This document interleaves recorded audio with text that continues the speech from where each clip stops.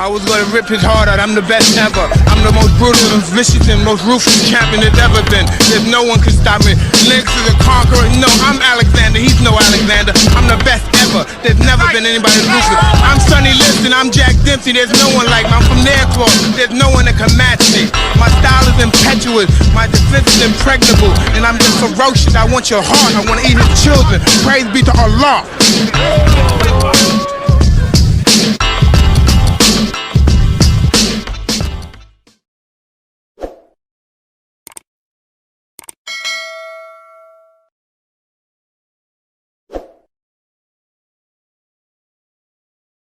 Welcome back to the Bout the Ropes podcast here on Keep It Real Boxing. I am your host, Cypherbox, and let's get into it.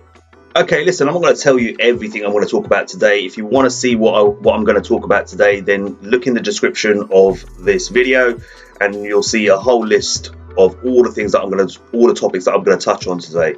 Okay, but listen, one thing I'm definitely going to touch on today is definitely that Jermall Charlo interview on Hot Boxing with Mike Tyson, because that had me in hysterics. I was laughing my ass off what Mike was trying to do there. Mike was instigating. I love that, man. So let's start with this. Okay, so listen, the news that came out from Ukraine, one of the politicians or something like that gave Vasily Lomachenko and Alexander Usyk the go-ahead to leave the conflict that was going on in Ukraine, between Ukraine and Russia right now, to, go away and train and prepare for their next fights. Yeah, they were basically given a leave of absence, and from what I understand, Vasily Lomachenko has refused to do that. He's decided he's going to stay at home in Ukraine and obviously fight, defend his country and fight, etc., and protect his people, his family, etc., and all that sort of stuff. And it looks like because of that situation, we are potentially now going to get George Kambosos versus Devin Haney for the undisputed championship of the world, lightweight championship of the world. All right. Great news, great fight, in my opinion. Yeah, the fight apparently is going to take place in Melbourne. These two have gone back and forth with each other on Twitter, of course, as you expect. I don't see what, I feel, if I remember right, I think it was Kambosos who started it. If I bring it up on my Instagram page, and I'll read it out to you guys, give me a sec. It kind of went down like this. When the gate is closed, the little dog barks and is full of energy. But let's see when the gate is fully open if the little dog still has the same bark and energy. Tick-tock. Devin replied, "My energy will forever be the same. You were forced into his position. Let's not confuse the people." And then Kambosos replied, "Good. See you in Melbourne then." Right? So, I don't know where these two have got this impression. I've said this before. Yeah, I talked about this weeks ago. All right. These two were very respectful after Kambosos beat Teofimo, right? And Kambosos went to watch Devin Haney's next fight. They kind of had a little talk and said, "Look, let's get this done. Let's make the fight." Very respectful. Both rated each other and had respect for each other, mutual respect. I said this before. Soon as the managers and the promoters got involved, suddenly we got all this trash talking. Now, I like trash talking. I got nothing against it. Yeah, I wish more fighters would do it. Yeah, that's my thing. Yeah, there's some people who think, "Oh, it's not classy," and please, then go and watch netball. Yeah, okay, or something like that. Okay, but when I see fighters go up against each other, I want to see that interaction. I want to see that engagement. I want to see them guys get in each other's faces and talk shit to each other. That's just me. Yeah, I like all of that. So I don't mind all of this, but at the same time, I feel like the promoters will be where that respect was at the beginning. It's not there anymore in a sense. They're now talking it to each other, and it's funny when always the managers and promoters get in and they start telling their fighter this, and the other one tells this one to this fighter, and blah blah blah. I've gone through this in depth over the last few weeks. That the problem in boxing isn't necessarily the fighters; it's the promoters and managers. Okay, right. But listen, all I care is that this fight hopefully happens. Sign on the dotted line, no problems. Go to Australia and book and get it on between the two guys. Now, there's a lot of people out there who are asking the question, like, will Devin Haney get a fair shout in Australia because of, you know, hometown judges and whatever, you know, not necessarily hometown judges, but like hometown advantage, yeah. Maybe, yeah, that's always a concern, and that can always happen in any fight. Yeah, it's not just this fight. Okay, that's always the case. You're gonna worry about that. This is boxing. We all know that. We saw what happened with Josh Taylor versus Jack Catterall a few weeks ago. So, end of the day, Devin just needs to go out there. If he wants to win this fight, he just got to seal the deal and make sure, you know, it's clear he's won that he is the winner and he's the better man on the night, or either that or knock him out. And I don't know if Devin Haney can really knock him out. I don't see Devin Haney as that kind of fighter where he's able to knock the top names out. I don't see it. You know, I've just not seen enough evidence that he's that kind of guy. Kambosos, on the other hand, I feel he probably could. But look, end of the day, I'm not going to try and get into a whole preview for this. I'll do a separate video for that. But if the fight gets made. But look, let's not moan, let's not groan. Yeah, again, yeah, it's a great fight. It's for undisputed. It's what we want to see. It's what I want to see as a boxing fan. I'd like to see undisputed in every division. It's a great opportunity, yeah, for Devin Haney to finally get what he's always wanted. But it's also a great opportunity for Kambosos, because if he beats Devin Haney, he's now beat Teofimo Lopez. He's now beat Devin Haney. He's got 2 top names on his record, so that just helps him out in his career as well. So look, it's a great opportunity for both guys. You know, let's see the fight. I think it's a great fight. Hopefully these promoters don't screw it up like they did in the previous weeks. You know, and a lot of people are blaming Kambosos. A lot of people are blaming Haney. I'm not. I'm blaming the promoters and the managers who can't get their acts together. Yeah, because, you know, there's egos and stuff like that that get in the way of them making great deals and making great fights. So hopefully, fingers crossed, there are no problems here and this fight can happen. Yeah, we want to see this fight. Yeah, we don't want to see any other fight. We want to see this fight. You know, if the Vasily Lomachenko fight happened for George Kambosos, don't get me wrong, I wouldn't have had an issue with that either. But I would have preferred this fight because it's for undisputed. Do you get what I mean? And I think if Lomachenko had beaten George Kambosos, I think Devin Haney versus Lomachenko is a harder fight to make. And I expressed this last time round. A lot of people think Lomachenko, when his team requested, and I showed you the footage of Mauricio Sulaiman saying that Lomachenko had requested, his team had requested to make him the franchise champion. A lot of people said, he did that to duck Haney. Yeah, in a sense, I can get where you're coming from, but at the same time, what I was saying was I thought that was a business move from Top Rank, because Top Rank didn't want to risk going full purse bid, because at the time, Devin Haney was Lomachenko's mandatory challenger to his WBC belt, which Haney holds right now.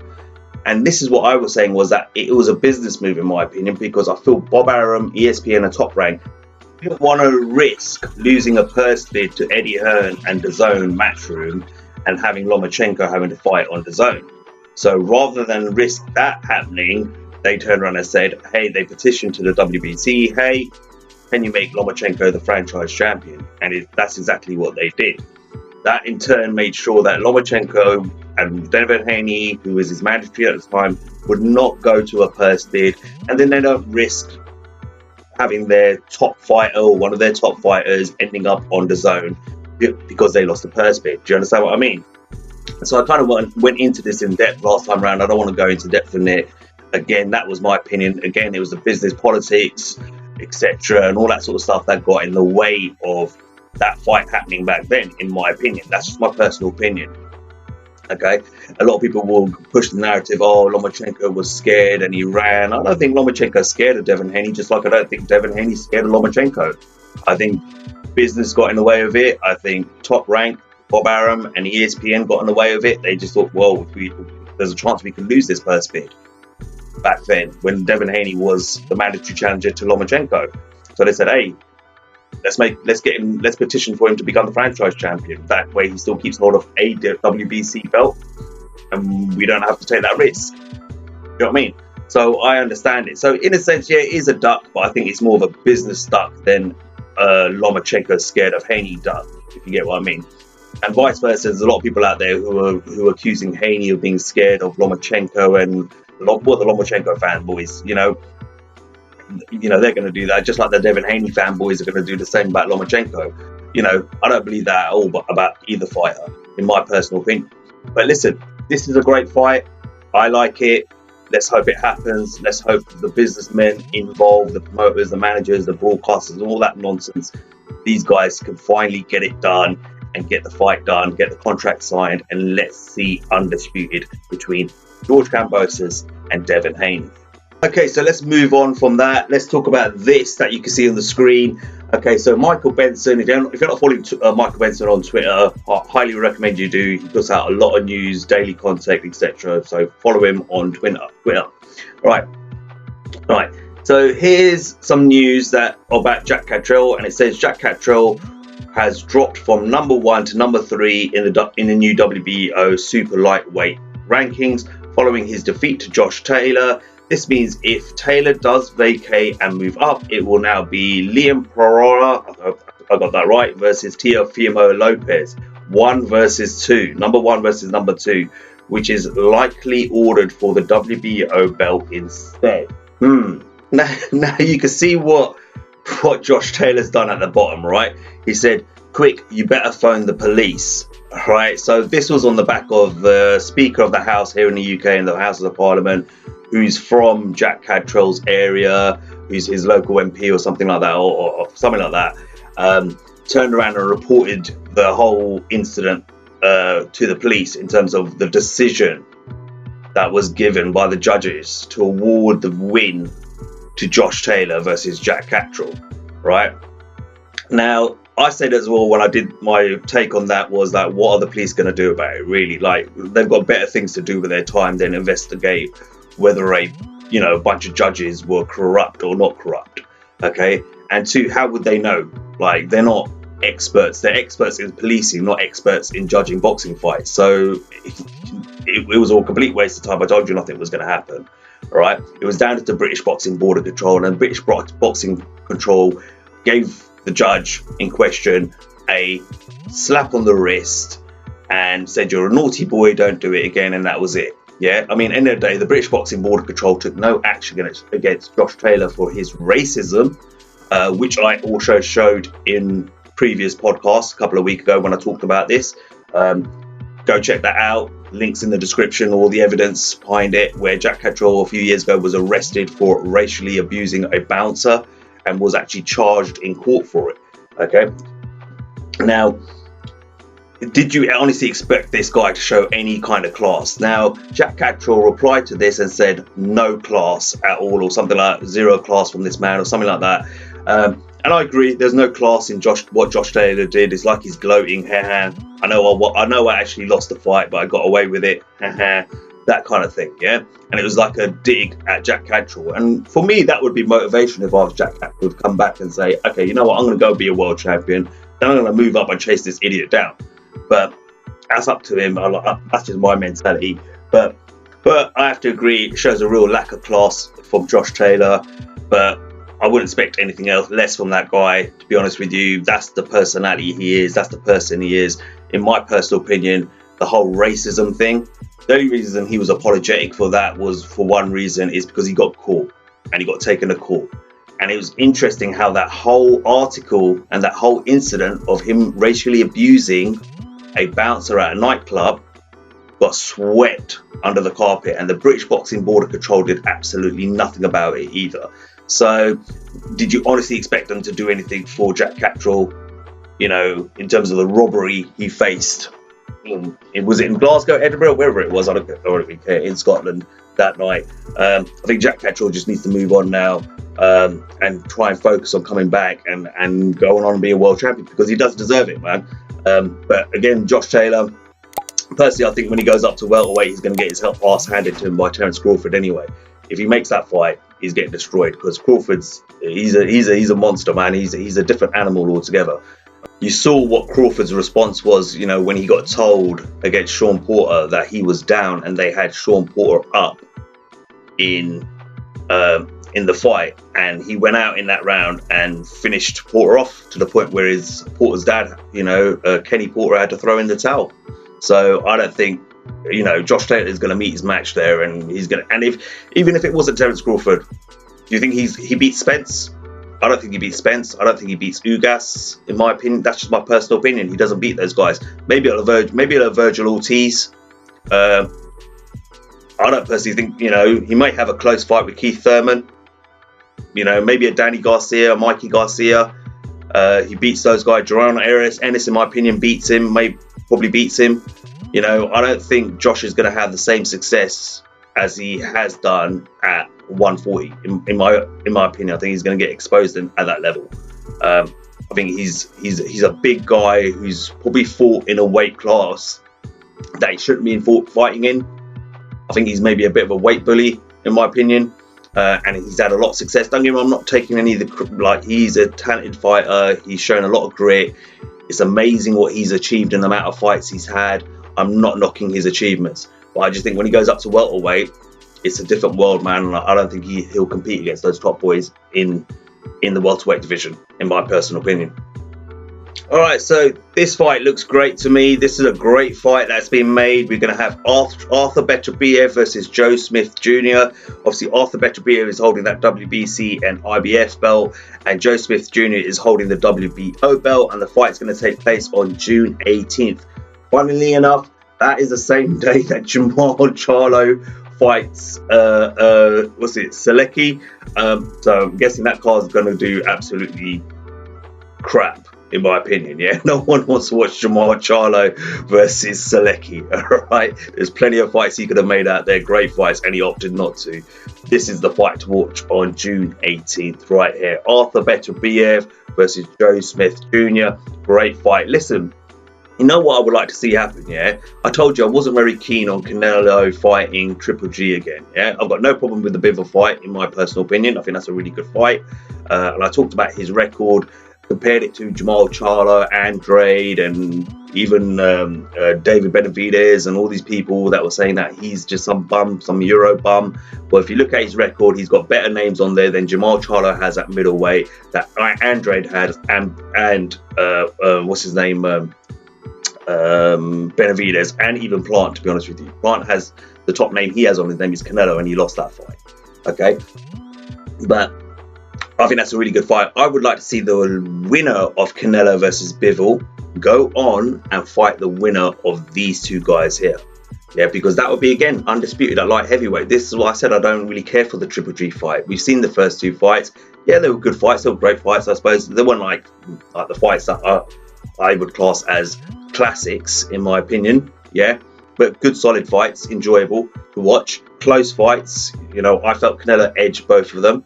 But if you tell me you felt Triple G won them by 1 or 2 rounds, fair play. They were close fights.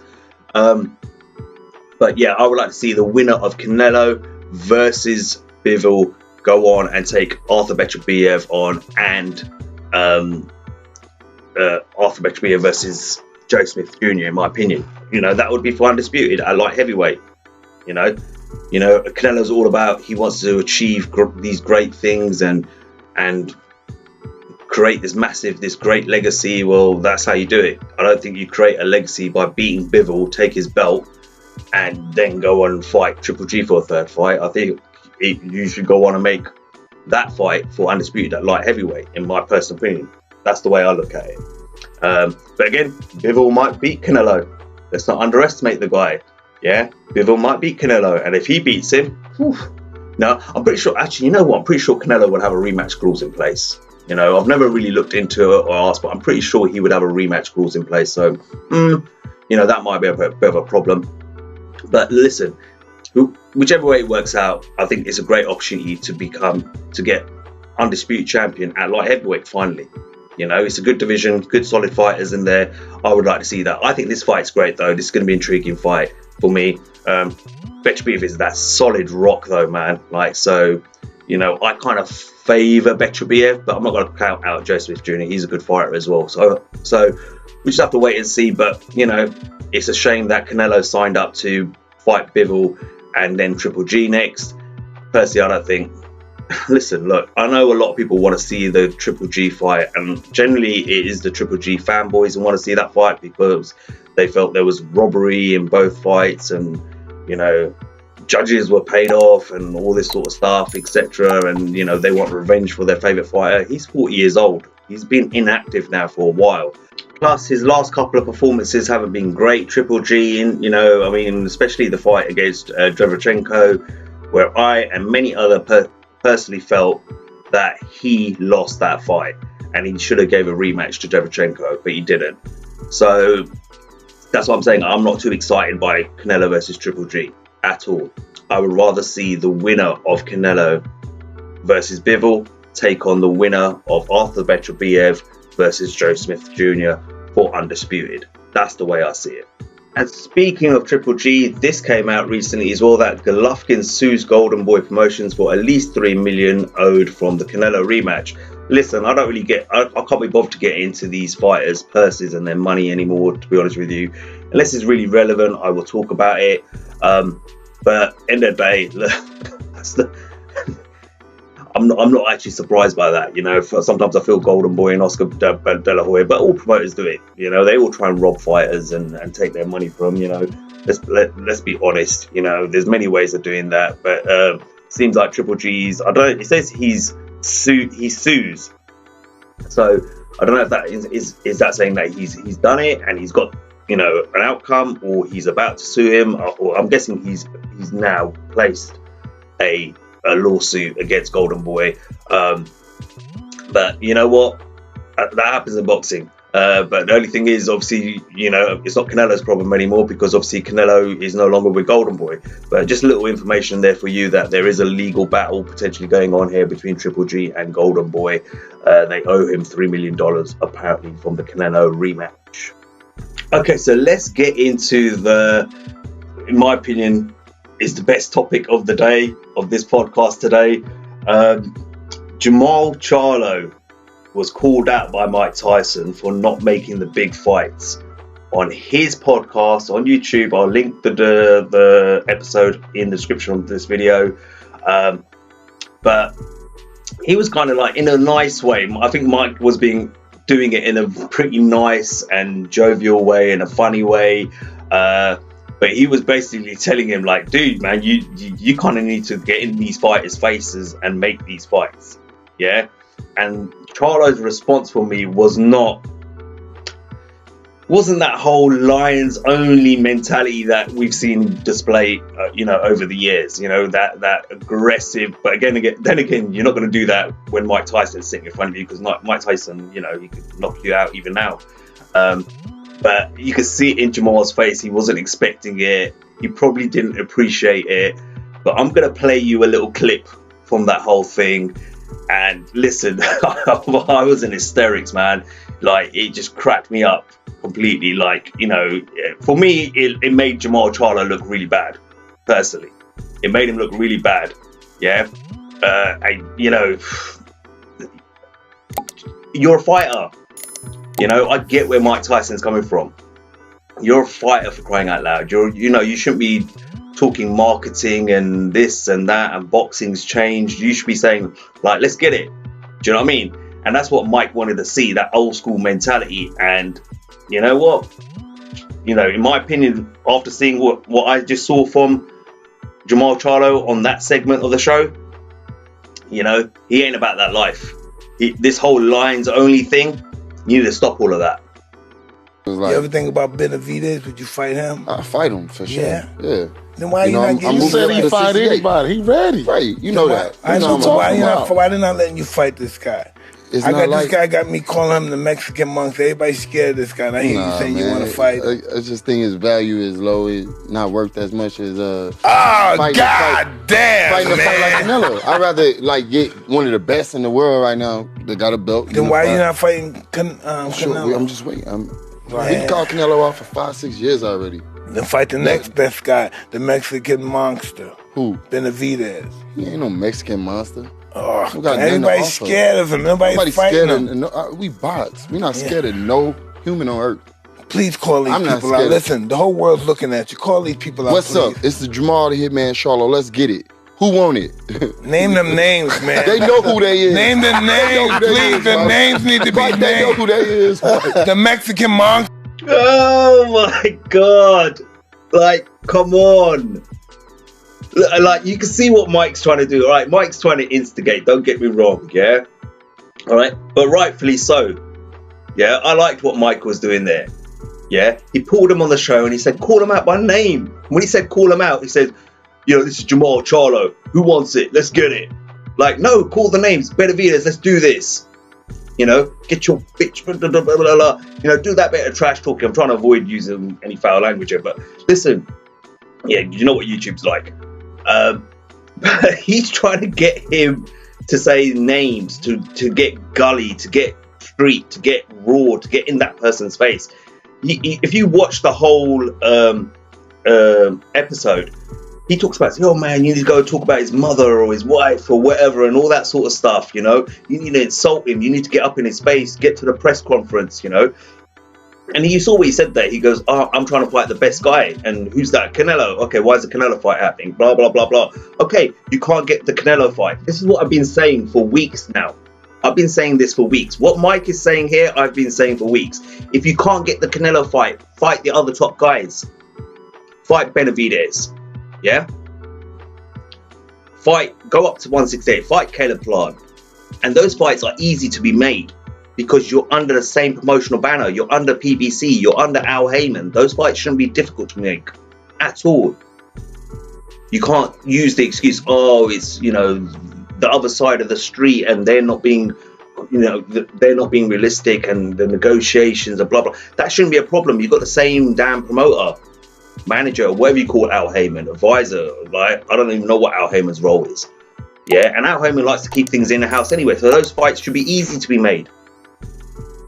Easy to make those fights. You can't get Canelo. Canelo's gone his way with Bivol and Triple G. I don't mind the Bivol fight. Triple G fight, I already told you, not too keen on it. All right, that's the way Canelo's gone. So why are you waiting around trying to protect your belt? And then, I've seen him say in previous fights or after previous fights that, he's a 160 pounder, he's a middleweight champ, come fight me in my division. No one's coming down to fight you. Benavidez is not coming down to fight you. Plant's not coming down to fight you. They're 168 pounders. Daniel Jacobs, you can make that fight as well. He's not going to come down to fight you. Canelo's not coming down to 160. I'm telling you that now. You're going up to 168. At least. But Mike, you heard what Mike says, man. All right, fight the next guy then. What is the problem? What's the hold up? And, it's not just him. This doesn't just apply to Jermall Charlo. This applies to a lot of people. Yeah, a lot of fighters, sorry. Yeah, because we the people. Yeah, they're the fighters. But this applies to so many fighters out there. If you can't get the top name, then go for the next best name. Go for the other top names in the division or in and around your division. Do you get what I mean? A lot of people are going to come on and say, well, Charlo, Charlo's a middleweight. Why would he fight Benavidez? Because he's not fighting anyone at 160? Who's he fighting? He's fighting Selecki next. Granted, there's the whole Jaime Mungiua situation, which I will get into pretty soon, because Oscar De La Hoya and his video that he put out, blah, blah, blah, and all that nonsense. But, all right, let's face it. Who's there to fight at 160 for him? The big fights for him are Benavidez, Caleb Plants, the Daniel Jacobs. The biggest fight is the Canelo fight. He can't get that fight. Canelo is busy for the next 12 months, for the next year. Like, you're going to be waiting until 2023, and who knows if he decides to fight you. Let's be real. So get the next best thing. Build your resume, build your record. At the moment, I broke down Charlo's record. Yeah, a couple of podcasts ago. Go check it out. I did. He's fought no one at 160. No one. He's protecting that belt. Trying to make sure he stays safe so he can keep himself open for that Canelo payday. Just like Billy Joe Saunders did, protected his belt. Just like Caleb Plant did. Just like Callum Smith did. They didn't risk fighting any other top dangerous fighters because they wanted to protect that payday against Canelo. And that's what Charlo's doing too. Yeah? Simple as that. So stop it. You can't get that fight. Make the next best thing. Instead of making the best thing, what did you do? The Jaime Mungiua fight fell through. Okay, granted, that was probably Golden Boy's fault. But you chose Selecki. Are you having a laugh? Like, I love Mike though, man. Love Mike. Love the way Mike was instigating and trying to get under it. He got under his skin. If you watch that episode, and that wasn't the only segment where he did that. Like throughout the episode, he kind of dropped it in there. The monster Benavidez kind of thing. Yeah, Mike knew what he was doing. Mike knew what he was doing. You know, he knew that, hey, you know, and we've seen Mike do this before. He's had Ryan Garcia on and the whole Gervonta Davis, and I think he's had Teofimo on and other fighters, and he's instigated. You know what I mean? But that's what you want, man. That's what you want. Yeah? You want someone like Mike inviting you of these fighters onto his show and saying, hey, how come you're not fighting that person? Yeah, because Mike's that guy who's got the balls big enough to do it. You're not going to get these YouTube channels out there like IFL and Behind the Gloves, and no disrespect to them, they're big channels and they've worked hard to get where they got to, you know, fight hype and all this sort of things. You know, they're not going to put it on fighters like that, because if they do that, they're never going to get another interview again, because they'll get blackballed and blacklisted. So they're never going to take that risk. But someone like Mike, he don't care. Come on my show, or you're on my show. I'm going to ask you the questions that I want answers to. Do you know what I mean? I'm going to give you the tough questions. And I love that about Mike. You know, that was quality, man. I loved it. But listen, I agree with Mike. I've been saying this for weeks. If you can't get the Canelo fight, if you can't get the biggest name in boxing right now, then guess what? Move on and fight the next best name. Yeah, and those top names out there that we all talk about, you know, whether regardless of what their record's saying, is Benavidez, Caleb Plant. Daniel Jacobs is a great one. I still would love to see Charlo versus Daniel Jacobs, but I remember a few years ago when Daniel Jacobs rolled up on Charlo, and Charlo went from being, you know, a roaring lion to a little baby cub lion. Yeah, like Daniel Jacobs is straight up in front of him, and Charlo just like, he just went, you know, like, meow.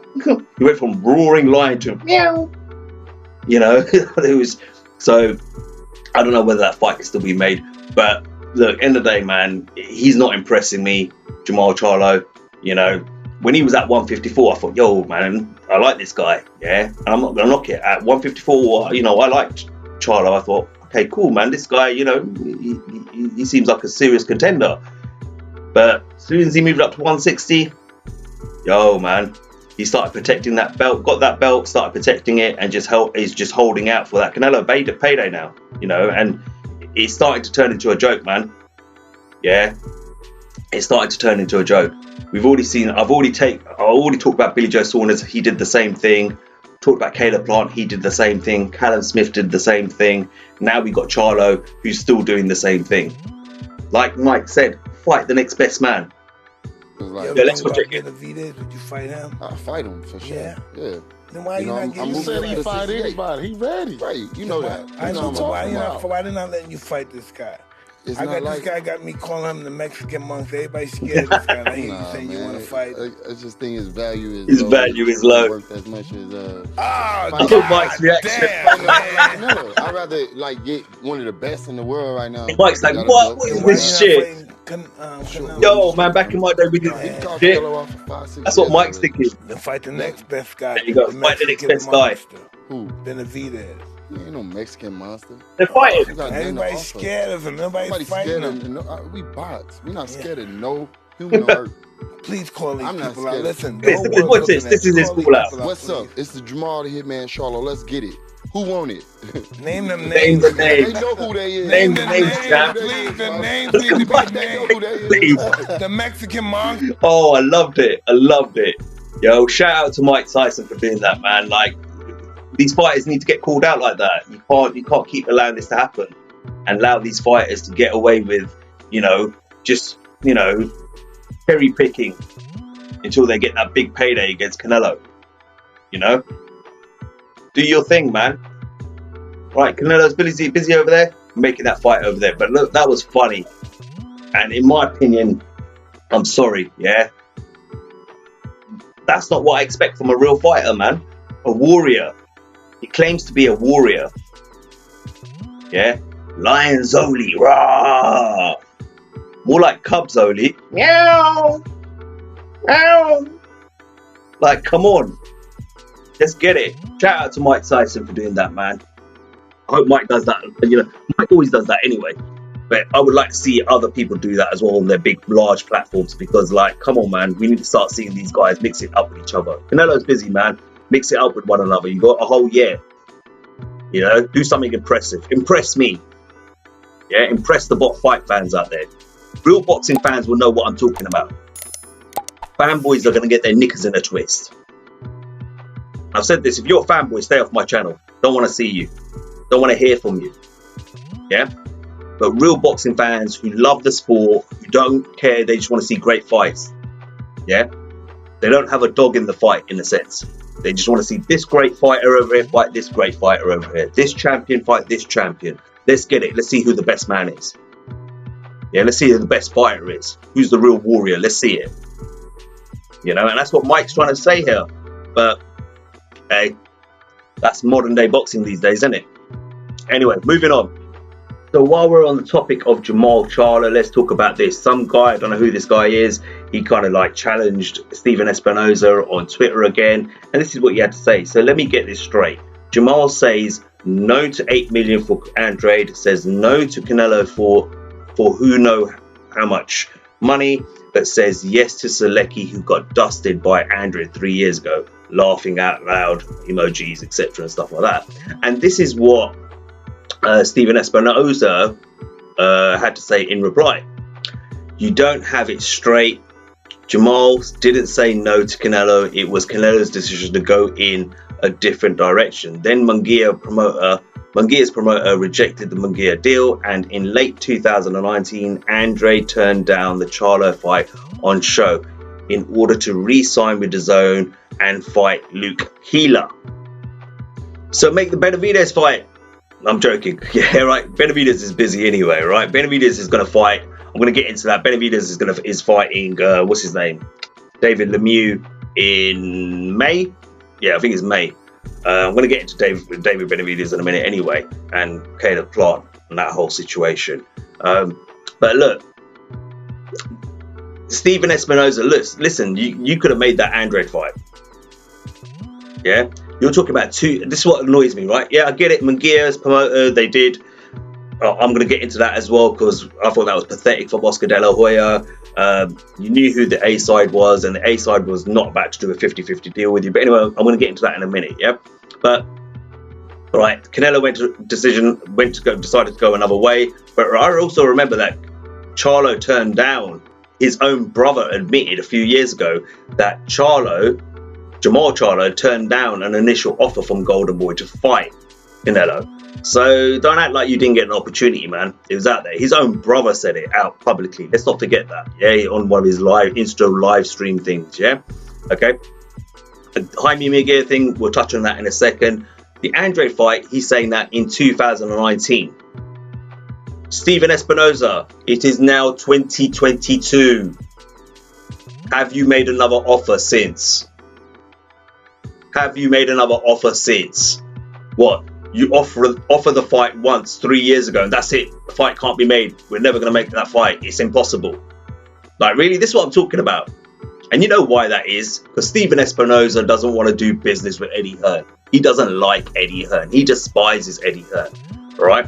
Okay? And I can get why. Because, you know, Eddie Hearn dragged his name through the mud, obviously, you know, over the last few years. He doesn't like Eddie Hearn at all.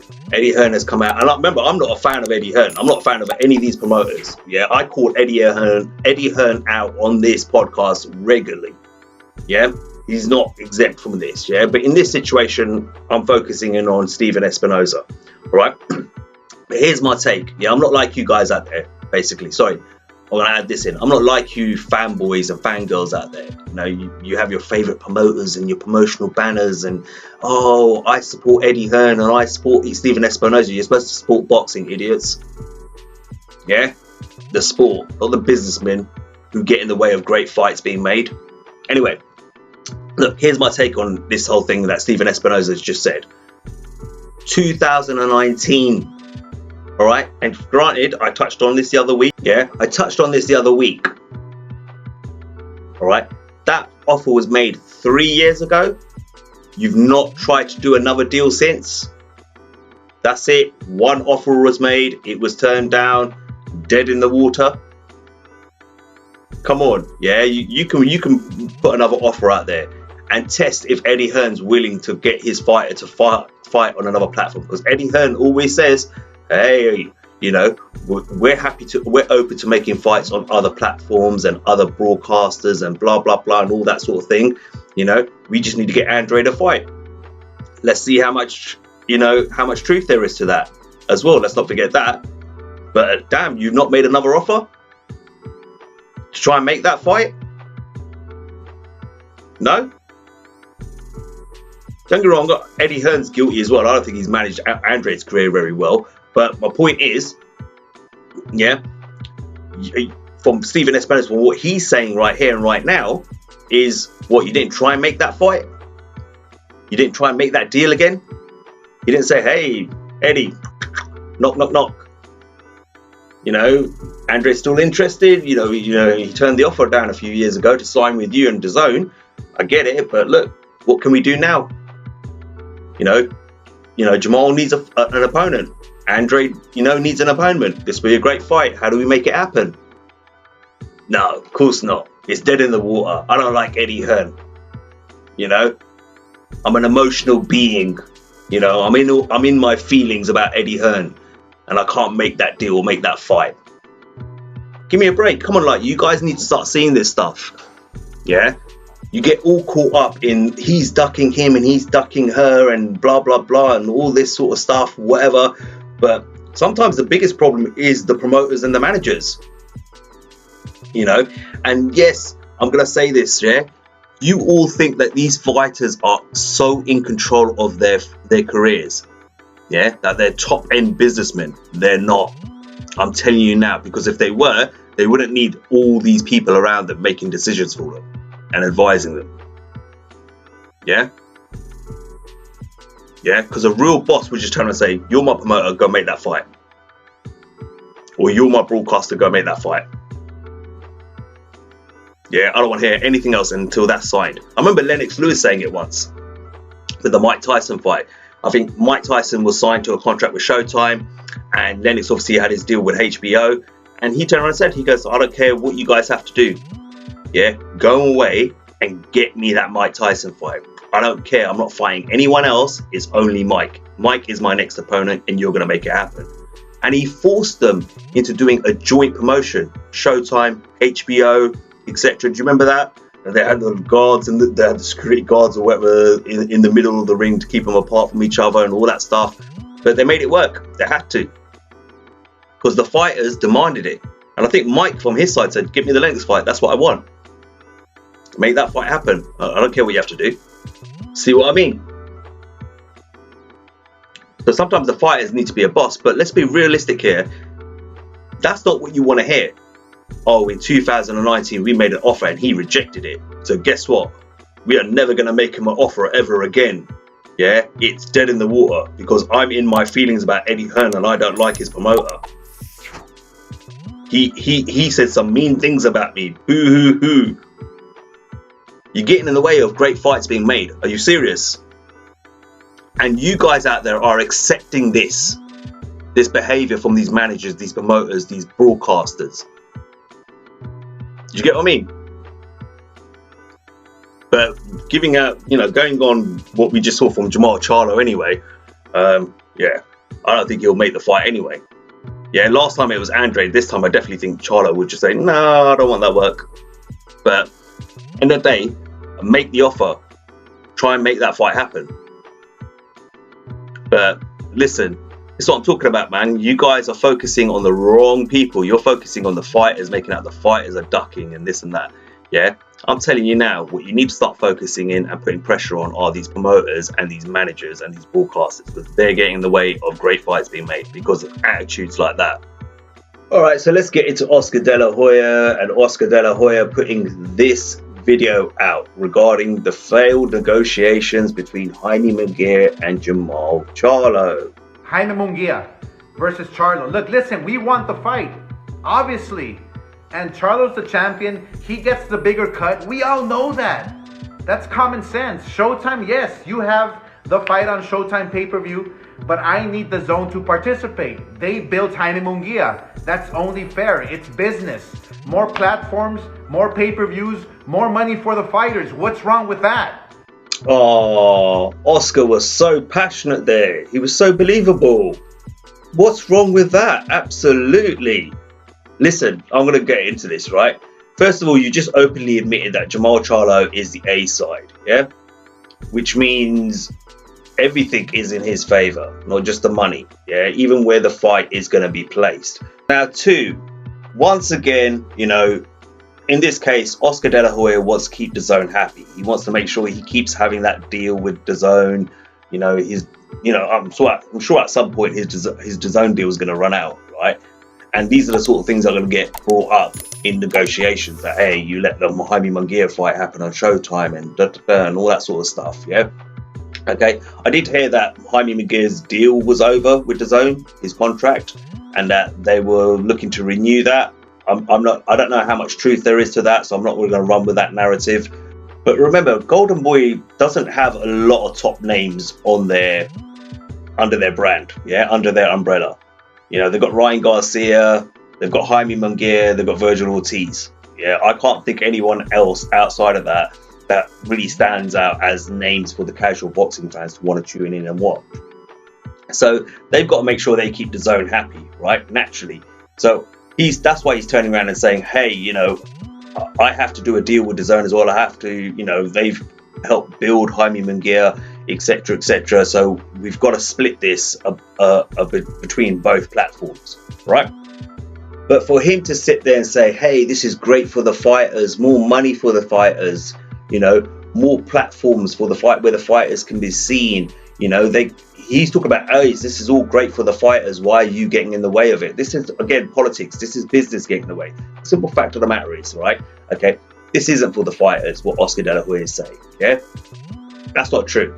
It's so he can keep his bosses, his broadcaster deal alive and well. You know, when it comes time to renew, yeah, he'll still get that deal with DAZN. If he doesn't do that, DAZN will just say, well, hey, you let the big fights go over to other broadcasters.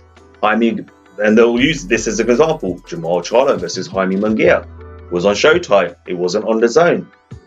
You know, why would we renew our contract, our deal with you? Yeah. So this is Oscar De La Hoya looking out for himself and Golden Boy, and not looking out for what's in the best interest of the fighter. The best interest in the fighter is, you've just admitted that Charlo's the A side, so guess what? That fight needs to happen on Showtime. Simple as that. Now let's get into the point about Jaime Munguia turning down or pulling out of his final eliminator fight. Here it is. I'm going to show you the tweet and then we'll talk through it. And here it is from Mike Coppinger. Sources: Jaime Munguia has withdrawn from the WBC middleweight title eliminator with Carlos Adams, whoever that is. That guarantees the winner a shot at Jermall Charlo. Purse bid was set for tomorrow. Charlo Munguia talks broke down over the weekend due to the dispute over the US broadcasting rights. Now, why in the hell would you do that? Yeah, think about it. Why would you do that? Why would you tell your fighter you're pulling out of that fight? It's a final eliminator for a world title shot.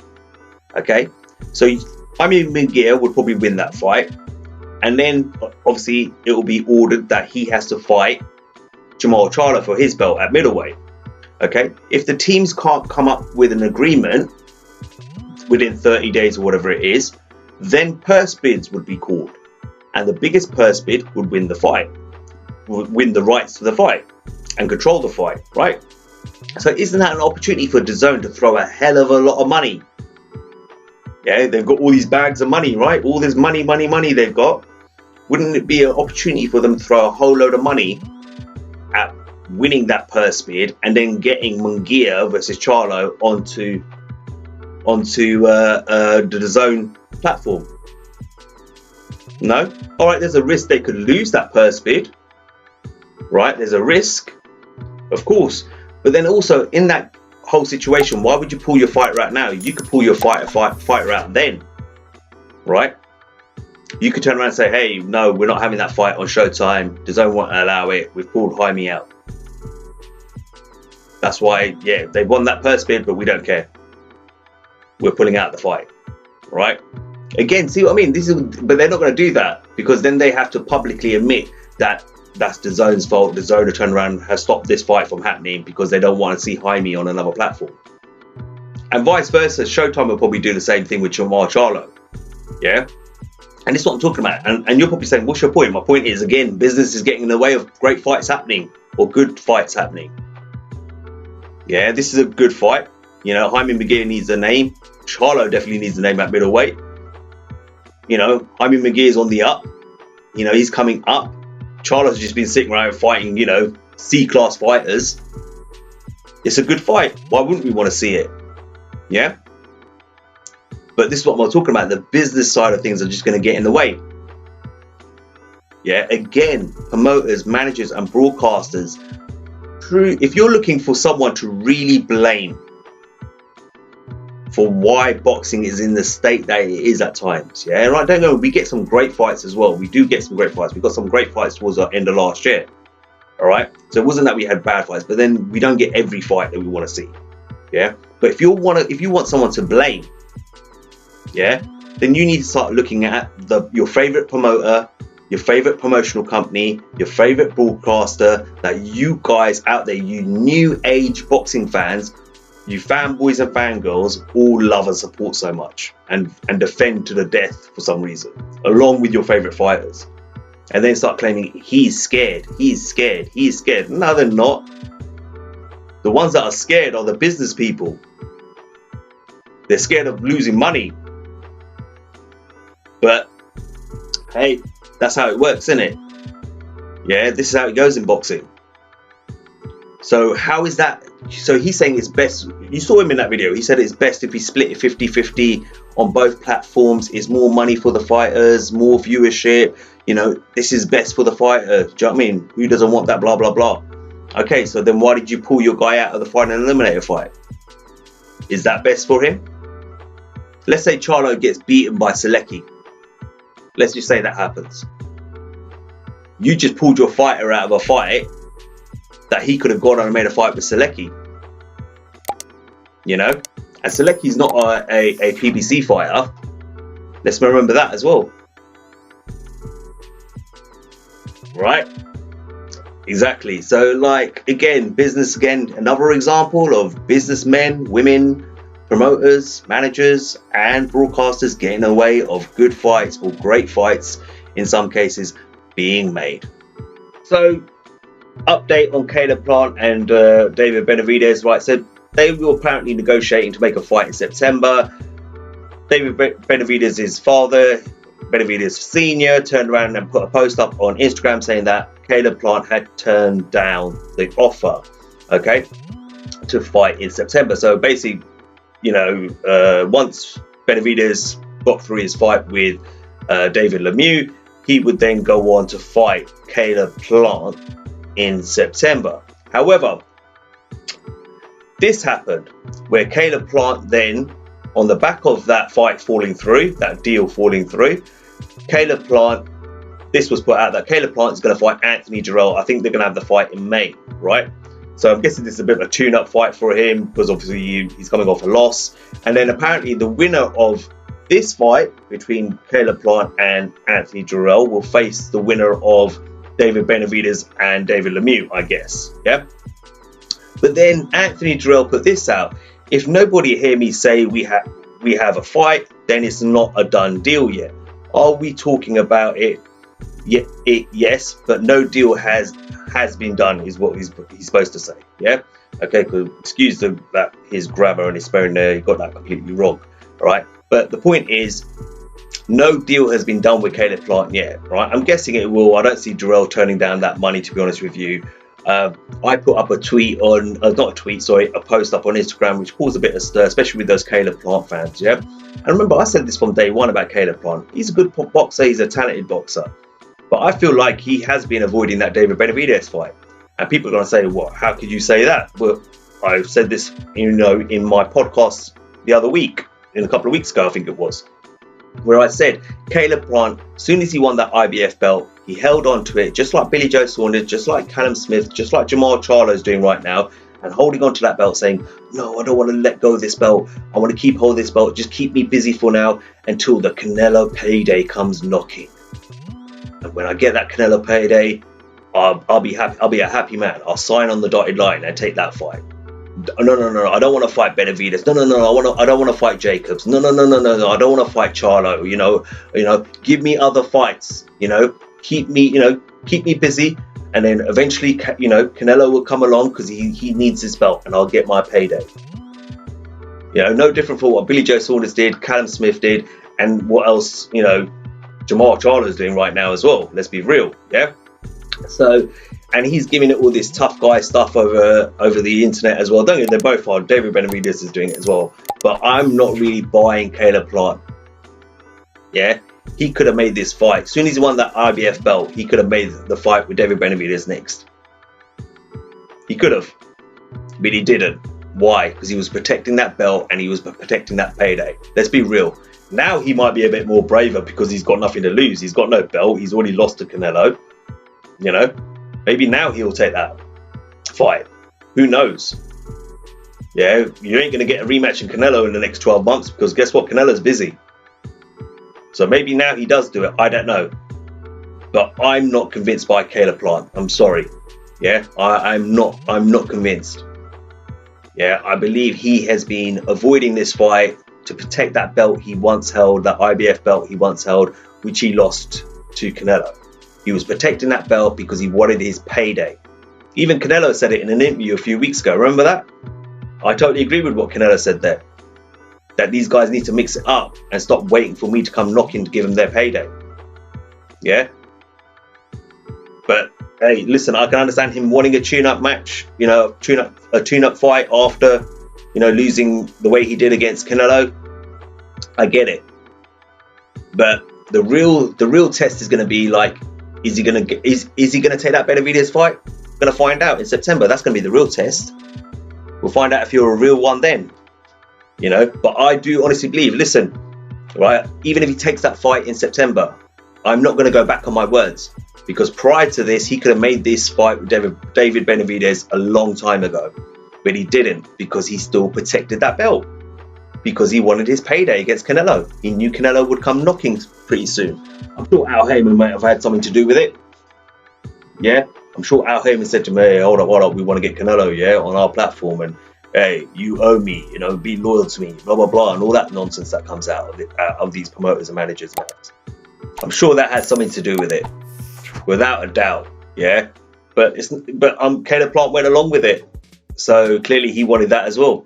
So, regardless if the fight happens in September or not, it doesn't change the fact, in my opinion, that he has been avoiding David Benavidez to protect his belt and get his Canelo payday.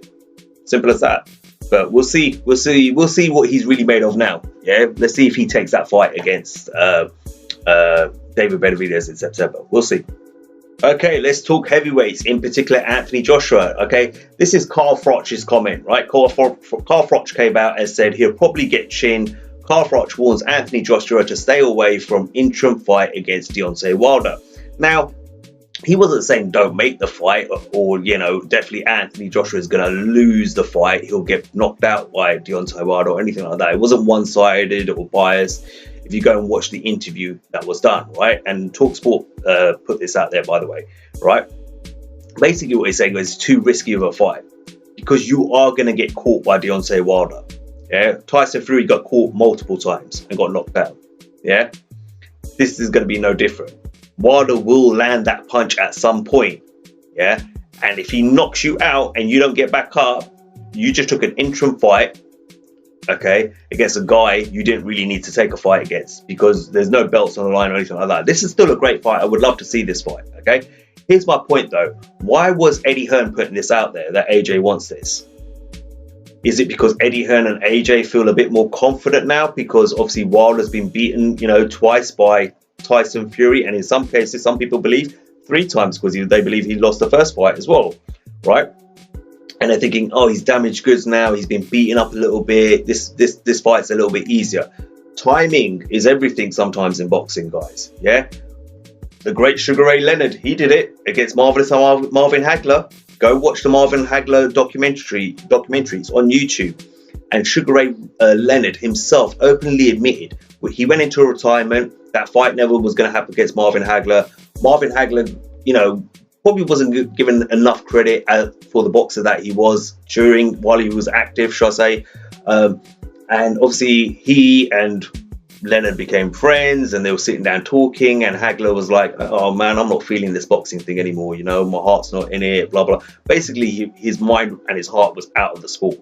And Sugar Ray Leonard said in his head himself, he openly admitted this, he said, wow, this will be a perfect time to make a comeback and fight Marvin and fight Hagler, because he don't want it anymore, he don't love the sport anymore, so this would be a perfect time for me to come back and fight this guy.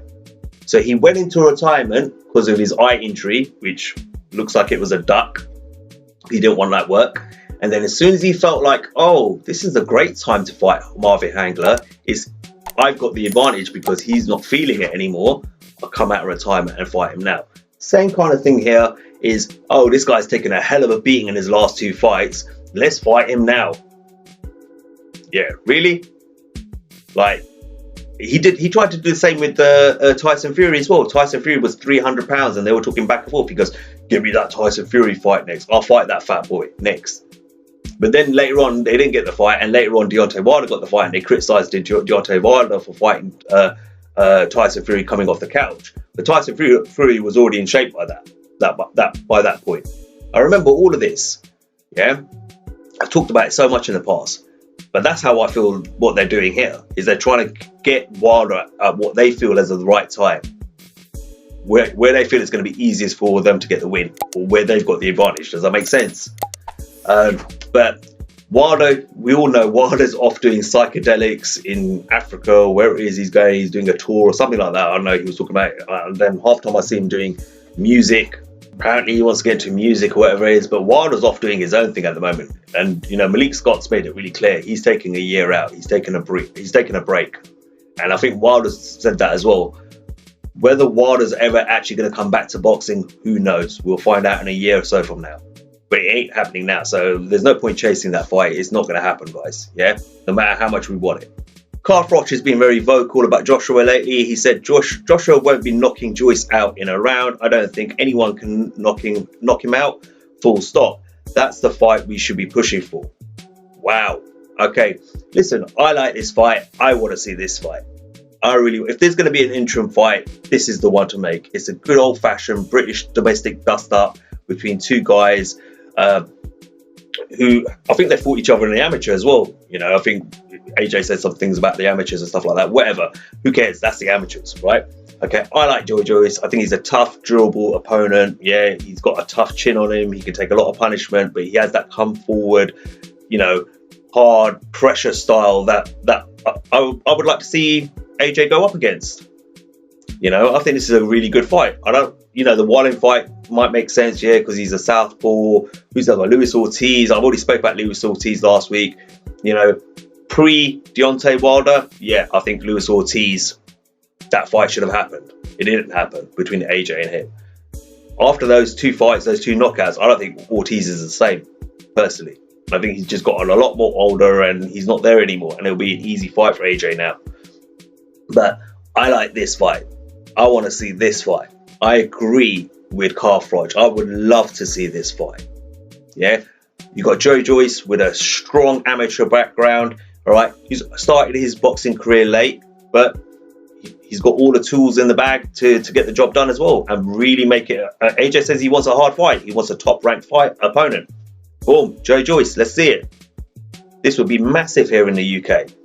I'm also seeing, like, when I put this post up on Instagram, I saw a lot of guys saying, oh, yeah, who wants to see this fight? It's only good. It's a good fight if I want to go to sleep. Oh, who is this guy? He's not 41. When fanboys start coming along, AJ fanboys, any fanboys of any fighter, but in this case, the AJ fanboys come along and start doing this sort of stuff and start talking like that, it's because you know what? You're some pussycats. Yeah, you're afraid to put your favorite fighter in the ring with a guy like this because you know there's a strong chance he could get beat. That makes you not boxing fans, that makes you a fanboy. Okay, because real fight fans and boxing fans want to see fights like this. Yeah, fanboys will come up with excuses as to why the fight shouldn't happen. Yeah, and you're all a bunch of little pussycats. Yeah, talking all that smack about your favorite fighter and how great they are, but then when a fight like this gets put forward, oh no, let's find out some reasons and some excuses as to why this fight shouldn't happen. That's the damn best fight. That's the best option, I think. I want to see it. I think it'll be a hell of an entertaining fight. I think Joe Joyce, you know, at the beginning, Joe Joyce was a little bit stuttery when he was talking and, you know, in his trash talking.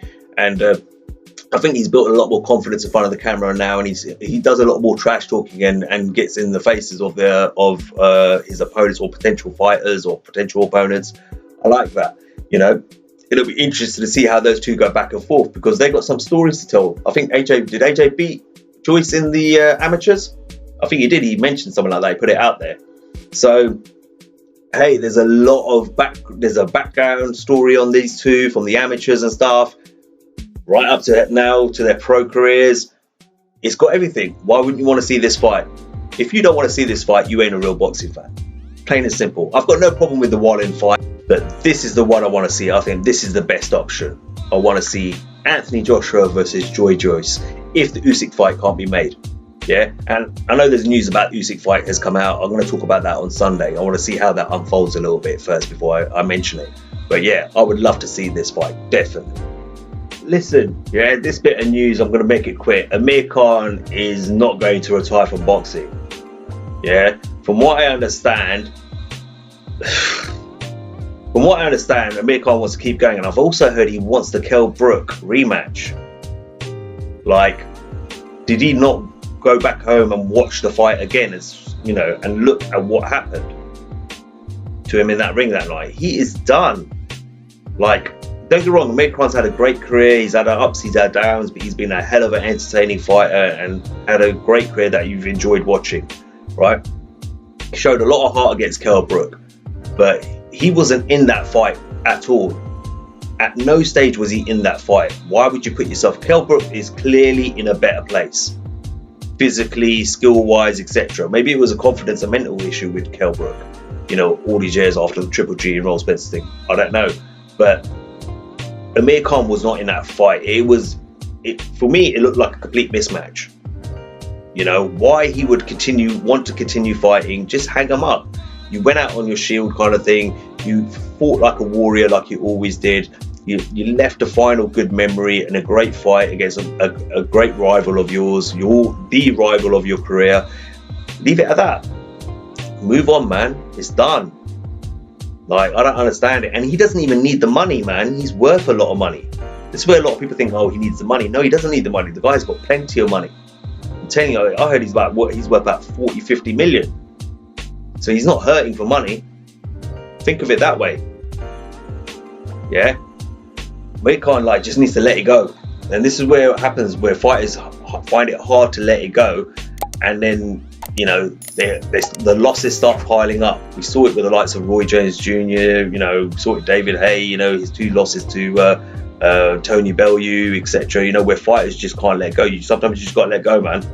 I know it's hard for them and they miss the spotlight, the energy, you know, being in there competing and all that sort of stuff and fighting. But I don't think that's a smart decision. And last but not least, Mr. Don King. Only in America, baby. Yeah, right. Listen, look, right. That's probably the worst Don King impression you're ever going to see. Yeah. But Don King's won the purse bid for Trevor Bryant versus Daniel Dubois for the WBA regular heavyweight belt with a bid of 3.1 million. He's beat Frank Warren in that. Looks like that's going to go stateside. Good opportunity for Daniel Dubois to pick up a belt, the regular belt. I wish they would finally get rid of the regular belt or the super belt, have one belt. This is the original belt though. Yeah, you got to remember, this is the original heavyweight belt that the WBA had, and later on they create the super belt. Yeah, it's getting annoying. But anyway, it's an opportunity for Daniel Dubois. You know what? Don King's still lurking around, man. That guy, you think he would have given up by now and just moved on. He made a hell of a lot of money. But I suppose when you enjoy control and the power that he once possessed in the boxing game, you know, it's hard to let go. Just like a fight is hard, you know, it's hard for a fighter to let go, you know, and stop their career and retire. But yo, I think Don King's one of those guys who thinks like, I'm just got to wait for that one opportunity and I'll be back in there and I'll run it all, which is quite funny. But you know what though, saying that about Don King, you could say all the things you want about him. He's a crook, he was this, is that. Every promoter's a crook, you know, all promoters and managers are crooks, let's be real, yeah? Right, no one's innocent, no one's honest, let's be real, yeah, they're all at it. But when Don King was around, when he was at the height of his promoting career, yeah, as a promoter, he had full control and monopolization of the sport. And you know what? The big fights happened. Yeah, kind of like Dana White with the UFC, and that's what we need to see in boxing. But whether we'll ever get that again, who knows?